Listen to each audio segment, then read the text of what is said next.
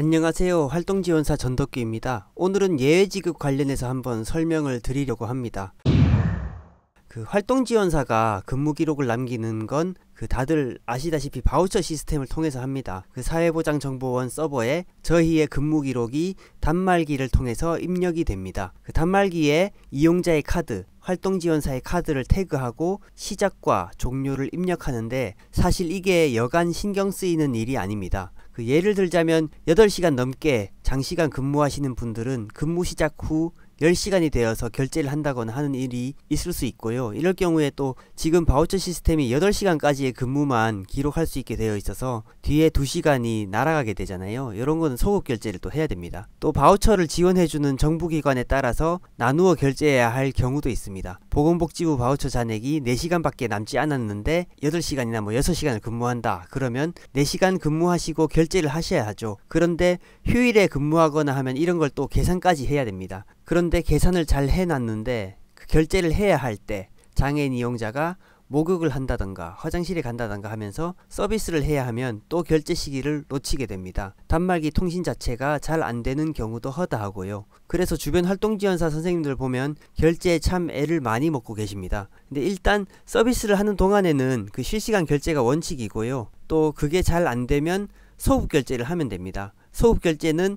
서비스를 제공하고 나중에 결제를 하는 것이잖아요. 그것과 관련해서 또 서비스 제공 기록지를 작성해서 이용자의 서명이나 도장을 받아서 센터에 제출하면 됩니다.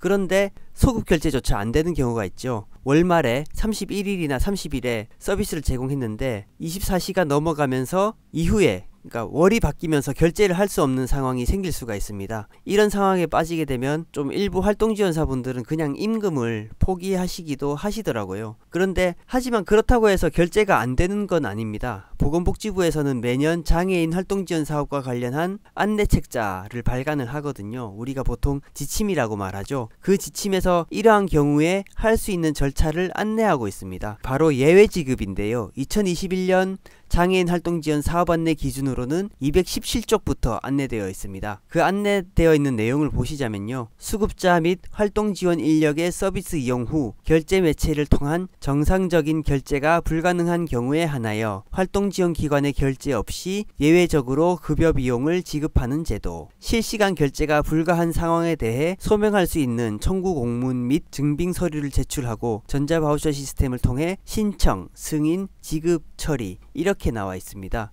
그래서 결국에는 활동지원사들이 어떻게 해야 되나 이게 제일 중요할 텐데요. 예외지급을 신청할 부분에 대해서만 서비스 제공 기록지를 별도로 작성해서 제출을 하고요. 또 예외지급을 신청해달라고 전담인력에 말씀을 하시면 됩니다. 그러면 전담인력은 공문을 제출하여 예외지급을 신청하게 됩니다. 근데 다만 여기서 유의하실 부분은 또 이용자의 바우처 잔액이 남아있는 상황이어야 하고요. 또 신청일자 기준으로 90일 전까지의 서비스만 신청이 가능합니다. 늘상 있는 일은 아니기 때문에 신임 전담인력의 경우에는 예외지급에 대해서 모르시는 분들도 있습니다. 이럴 때에는 지침에 예외지급에 대한 안내가 있으니 읽어보시라고 알려주시면 됩니다. 이렇게 했는데도 임금 지급이 안 된다면요. 임금 체불에 해당합니다. 활동지원사가 임금을 받는 것은 근로계약에 따라서 일어나는 일이기 때문입니다. 활동지원기관은 활동지원사에게 임금을 주고 서비스를 제공하게 하는 것이고요. 또 활동지원기관은 서비스 제공을 대가로 정부에게